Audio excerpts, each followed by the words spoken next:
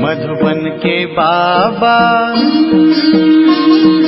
मधुबन के बाबा मुरली वाले, आपका क्या कहना, आपका क्या कहना। ओम शांति। 19 जून 2025 के बाबा के मधुर महावाक्य। बाबा कहते, मीठे बच्चे, अभी तुम ईश्वरीय औलाद बने हो। तुम्हारे में कोई आश्रय गुण नहीं होने चाहिए। अपनी उन्नति करनी है, गफलत नहीं करनी है। अभी तुम ईश्वरीय औलाद बने हो, तुम्हारे में कोई आश्रय गुण नहीं होने चाहिए। अपनी उन्नति करनी है, गफलत नहीं करनी है। प्रश्न, आप संगम युगी ब्राह्मण बच्चों को कौन सा निश्चय और नशा है? बाबा प्रश्न पूछते, आप संगम युगी ब्राह्मण बच्चों को कौन सा निश्चय और नशा है? उत्तर, हम बच्चों को निश्चय और नशा है कि हम ईश्वरीय संप्रदाय के हैं। हम स्वर्गवासी विश्व के मालिक बन रहे हैं। संगम पर हम ट्रांसफ़र हो रहे हैं। आश्रय औलाद से ईश्वरीय औलाद बन 21 जन्मों के लिए स्वर्गवासी बनते हैं। इससे भारी कोई वस्तु होती नहीं। ओम शांति। बाप बैठ बच्चों को समझाते हैं। अक्सर करके मनुष्य शांति को पसंद करते हैं। घर में अगर बच्चों की खिटपिट है तो अशांति रहती है। अशांति से दुख भासता है, शांति से सुख भासता है। यहाँ तुम बच्चे बैठे हो, तुमको सच्ची शांति है। तुमको कहा जाता है बाप को याद करो, अपने को आत्मा समझो। आत्मा में जो आधा कल्प से अशांति है वह निकलनी है शांति के सागर। बाप को याद करने से तुमको शांति का वर्षा मिल रहा है, ये भी तुम जानते हो। शांति की दुनिया और अशांति की दुनिया बिल्कुल अलग है। आसुरी दुनिया, ईश्वरी दुनिया, सतयुग कलयुग किसको कहा जाता है ये कोई मनुष्य नहीं जानते। तुम कहेंगे हम भी नहीं जानते थे, बल कितने भी पोजीशन वाले थे। पैसे वाले को पोजीशन वाला कहा जाता। गरीब और शाहूकार समझ तो सकते हैं, वैसे तुम भी समझ सकते हो। बरोबर ईश्वरीय औलाद और आश्रय औलाद। अभी तुम मीठे बच्चे समझते हो हम ईश्वरीय संतान हैं, ये पक्का निश्चय है। तुम ब्राह्मण समझते हो हम ईश्वरीय संप्रदाय स्वर्गवासी विश्व के मालिक बन रहे हैं। हर दम में खुशी रहनी चाहिए। बहुत थोड़े हैं जो यथार्थ रीति से समझते हैं। सतयुग में ईश्वरीय संप्रदाय, कलयुग में आश्रय संप्रदाय, पुरुषोत्तम संगम युग पर आश्रय संप्रदाय बदली होती है। अभी हम शिव बाबा की औलाद बने हैं, बीच में भूल गए थे। अभी फिर इस समय जाना है कि हम शिव बाबा की संतान हैं। वहाँ सतयुग में कोई अपने को ईश्वरीय औलाद नहीं कहलाते, वहाँ है दैवी औलाद। इनके पहले हम आश्रय औलाद थे, अभी ईश्वरीय औलाद बने हैं। हम ब्राह्मण बीके हैं, रचना और एक बाप की। तुम सब भाई बहन हो और ईश्वरीय औलाद हो। तुम जानते हो बाबा से राज्य मिल रहा है। भविष्य में जाकर हम दैवी स्वराज्य पाएंगे, सुखी होंगे। बरोबर सतयुग में सुख का दाम, कलयुग में है दुख दाम। ये सब तुम संगम युगी ब्राह्मण जानते हो। आत्मा ही ईश्वरीय औलाद है, ये भी जानते हो। बाबा स्वर्ग की स्थापना कर रहे हैं, वह रास्ता है ना, नरक का क्रिएटर तो नहीं है। उनको कौन याद करेंगे? तुम मीठे मीठे बच्चे जानते हो बाप स्वर्ग की स्थापना कर रहे हैं। वह हमारा बहुत मीठा बाप है, हमको 21 जन्मों के लिए स्वर्गवासी बनाते हैं। इससे भारी वस्तु कोई होती नहीं, ये समझ रखनी चाहिए। हम ईश्वरीय औलाद हैं तो हमारे में कोई आश्रय अवगुण नहीं होना चाहिए। अपनी उन्नति करनी है, समय थोड़ा बाकी है, इसमें गफलत नहीं करनी चाहिए। भूल ना जाओ, देखते हो बाप सम्मुख बैठा है, जिनकी हम औलाद हैं। हम ईश्वरीय बाप से पढ़ रहे हैं दैवी औलाद बनने के लिए, तो कितनी खुशी होनी चाहिए। बाबा सिर्फ कहते हैं मुझे याद करो, तो विकर्म नाश हो जाएंगे। बाप आए हैं सबको ले जाने, जितना जितना याद करेंगे उतना विकर्म नाश होंगे। अज्ञान में जैसे कन्या की सगाई होती है तो याद बिल्कुल छप जाती है। बच्चा पैदा हुआ और याद छप जाती है। ये याद तो स्वर्ग में भी छप जाती है, नरक में भी छप जाती है। बच्चा कहेगा ये हमारा बाप है। अब ये तो है बेहद का बाप, जिससे स्वर्ग का वर्षा मिलता है, तो उनकी याद छप जानी चाहिए। बाप से हम भविष्य 21 जन्मों का फिर से वर्षा ले रहे हैं। बुद्धि में वर्षा ही याद है। ये भी जानते हो मरना तो सबको है, एक भी रहने का नहीं है। जो भी बाग कहते डियरेस्ट है, डियरेस्ट प्यारा से प्यारा है, सब चले जाएंगे। ये से तुम ब्राह्मण ही जानते हो कि ये पुरानी दुनिया अब गई के गई। उसके जाने से पहले पूरा पुरुषार्थ करना है। जबकि ईश्वरीय औलाद है तो अथाह खुशी होनी चाहिए। बाप कहते हैं बच्चे अपना जीवन हीरे जैसा बनाओ। वह है ड्यूटी वर्ड, यह है डेविल्ड वर्ड। सतयुग में कितना अथाह सुख रहता है, वह बाप ही देते हैं। यहाँ तुम बाप के पास आए हो, यहाँ बैठ तो नहीं जाएंगे। ऐसे तो नहीं कि सब इकट्ठे रहेंगे, क्योंकि बेहद के बच्चे हैं। यहाँ तुम बहुत उमंग से आते हो। हम जाते हैं बेहद के बाप के पास। हम ईश्वरीय औलाद हैं, गॉड फादर के बच्चे, तो हम क्यों ना स्वर्ग में होने चाहिए। गॉड फादर तो स्वर्ग रचते हैं। अब तुम्हारी बुद्धि में है सारे वर्ल्ड की हिस्ट्री जोग्राफी है। जानते हो हेवनली गॉड फादर हमको हेवन के लायक बना रहे हैं।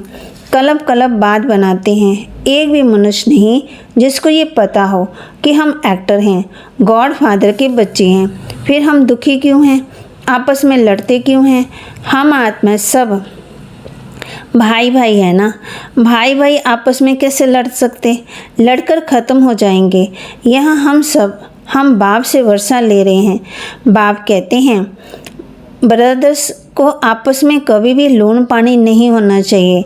यहाँ तो बाप से भी लून पानी होते। अच्छे अच्छे बच्चे फूल लून पानी हो जाते हैं। माया कितनी ज़बरदस्त है। जो अच्छे अच्छे बच्चे हैं वे बाप को याद तो पड़ते हैं। बाप का कितना लव है बच्चों पर। बाप को तो सिवाय बच्चों के और कोई तो है ही नहीं जिसको याद करें। तुम्हारे लिए तो बहुत है।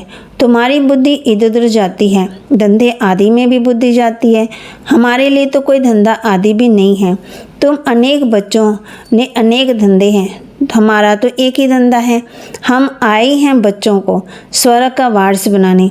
बेहद के बाप की प्रॉपर्टी से तुम बच्चे हो। गॉड फादर है ना, सभी आत्माएं उनकी प्रॉपर्टी है। माया ने शिष्य बना दिया, अब गुलगुल बनाते हैं। बाप कहते हैं मेरे तो तुम ही हो, तुम्हारे ऊपर हमारा मोह भी है। चिट्ठी नहीं लिखते तो ओना हो जाता है, ख्याल चलता है। अच्छे अच्छे बच्चों की चिट्ठी नहीं आती। अच्छे अच्छे बच्चों को एकदम माया ख़त्म कर देती है। जरूर देवीमान है। बाप कहते रहते हैं अपनी खुश कैरियत लिखो।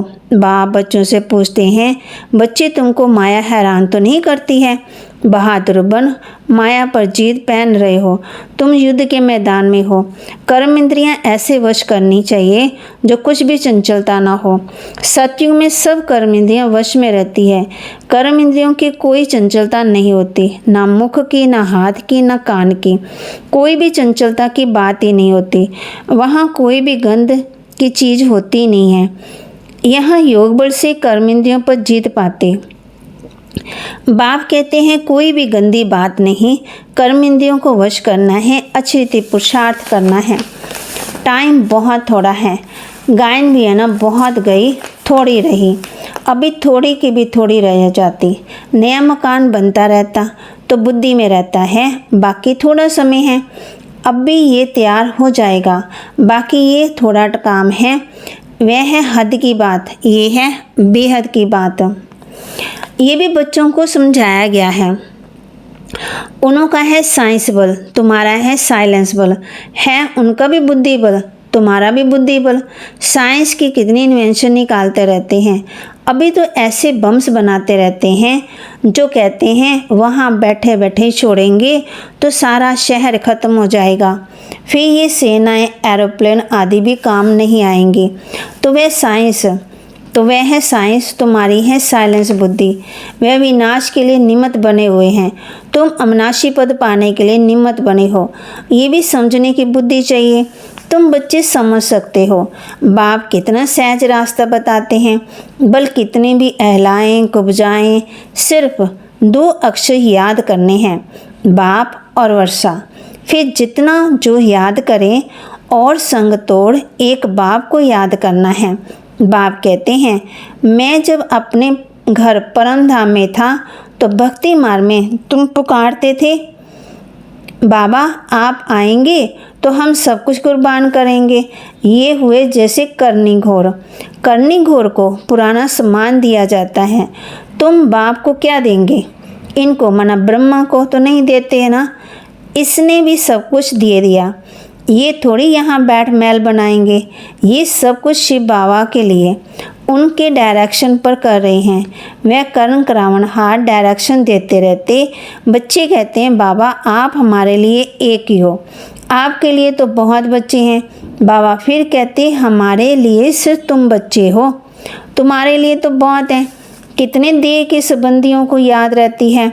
मीठे मीठे बच्चों को बाप कहते हैं जितना हो सके बाप को याद करो और सबको भूलते जाओ। स्वर्ग की राजाई का मक्खन तुमको मिलता है। जरा ख्याल तो करो कैसे ये खेल की रचना है। तुम सिर्फ बाप को याद करते हो और सुदर्शन चक्रधारी बनने से चक्रवर्ती राजा बनते हो।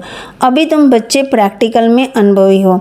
मनुष्य तो समझते हैं भक्ति परंपरा से चली आई, विकार भी परंपरा से चले आए। इन लक्ष्मी नारायण राधे कृष्ण के भी बच्चे थे ना? अरे हाँ, बच्चे क्यों नहीं थे, परंतु उन्हों का था संपूर्ण निर्विकारी, यहाँ तो संपूर्ण विकारी। 1-2 को गालियाँ देते रहते। अब तुम बच्चों को बाप श्री श्री की श्रीमत मिलती है, तुमको श्रेष्ठ बनाते हैं। अगर बाप का कहना नहीं मानेंगे तो फिर थोड़ी बनेंगे। अब मानो ना मानो सपूत बच्चों को फ़ौरन मानेंगे। पूरी मदद नहीं देते तो अपने को घाटा डालते हैं। बाप कहते मैं कलब कलब आता हूँ, कितना पुरुषार्थ कराता हूँ, कितना खुशी में ले आते हैं। बाप से पूरा वर्षा लेने में ही माया गफलत कराती है, परंतु तुम्हें उस फंदे में नहीं फंसना है। माया से ही लड़ाई होती है। बहुत बड़े बड़े तूफान आएंगे, बाप कहते हैं उसमें भी वारसों पर जास्ती माया वार करेगी और रुस्तम से रुस्तम होकर लड़ेगी। कैसे जैसे वैद्य दवाई देते हैं तो बीमारी सारी बाहर निकल जाती है। यहाँ भी मेरे बनेंगे तो फिर सबकी याद आने लग पड़ेगी। तूफान आएंगे, इसमें लाइन क्लियर चाहिए। हम पहले पवित्र थे, फिर आधा कल्प अपवित्र बने, अब फिर वापस जाना है। बाप कहते हैं मुझे याद करो तो इस योग अग्नि से तुम्हारे विकर्म विनाश होंगे। जितना याद करेंगे उतना ऊंच पद पाएंगे। याद करते करते तुम घर चले जाएंगे। इसमें बिल्कुल अंतर्मुखता चाहिए। नॉलेज भी आत्मा में धारण होती है, आत्मा ही पढ़ती है। आत्मा का ज्ञान भी परमात्मा बाप ही आकर देते हैं। इतना भारी ज्ञान तुम लेते हो तो विश्व का मालिक बनने के लिए। तुम मुझे कहते ही हो ना पतित पावन, ज्ञान का सागर, शांति का सागर जो मेरे पास है वह तुमको सबको देता हूँ। बाकी सिर्फ दिव्य दृष्टि की चाबी नहीं देता हूँ, उसके बदले फिर तुमको विश्व का मालिक बनाता हूँ। शास्त्रकार में कुछ है ही नहीं है, मुख्य है पढ़ाई। पढ़ाई से तुमको 21 जन्मों का सुख मिलता है। मीरा की भेंट से तुम अपने सुख की भेंट करो। वह तो कल युग में थी, दीदार किया फिर क्या हुआ, दर्शन किए फिर क्या हुआ। भक्ति की माला ही अलग है। तो ज्ञान मार्ग की माला अलग है। रावण की राजाई अलग है, तुम्हारी राजाई अलग है। उनको दिन उनको रात कहा जाता है। अच्छा, मीठे मीठे सिकिलदे बच्चों प्रति माता पिता बाप दादा का याद प्यार और गुड मॉर्निंग। रूहानी बाप की रूहानी बच्चों को नमस्ते। रूहानी बच्चों की रूहानी बाप दादा को दिलवा जान सिकवा प्रेम से नमस्ते। ओम शांति, ओम शांति। धारणा के लिए मुख्य सार। याद के बल से अपनी कर्म इंद्रियां ऐसी वश करनी है जो कोई भी चंचलता ना रहे। टाइम बहुत थोड़ा है, इसलिए अच्छी रीति पुरुषार्थ कर माया जीत बनना है। बाप जो ज्ञान देते हैं उसे अंतर्मुखी बन धारण करना है। कभी भी आपस में लूण पानी नहीं होना है। बाप को अपनी खुशखैरियत का समाचार जरूर देना है। वरदान दे रहे बाबा हम बच्चों को कल्याणकारी वृत्ति द्वारा सेवा करने वाले सर्व आत्माओं की दुआओं के अधिकारी भव। कल्याणकारी वृत्ति द्वारा सेवा करने वाले सर्व आत्माओं की दुआओं के अधिकारी भव। कल्याणकारी वृत्ति द्वारा सेवा करना यही सर्व आत्माओं की दुआएं प्राप्त करने का साधन है। जब लक्ष्य रहता है कि हम विश्व कल्याणकारी हैं तो अकल्याण का कर्तव्य हो ही नहीं सकता। जैसा कार्य होता है वैसी अपनी धारणाएं होती हैं। अगर कार्य याद रहे तो सदा रहमदिल, सदा महादानी रहेंगे। हर कदम में कल्याणकारी वृत्ति से चलेंगे। मैंपन नहीं आएगा, निमित्तपन याद रहेगा। ऐसे सेवाधारी को सेवा के रिटर्न में सर्व आत्मा की दुआओं का अधिकार प्राप्त हो जाता है। स्लोगन साधनों की आकर्षण साधना को खंडित कर देती है।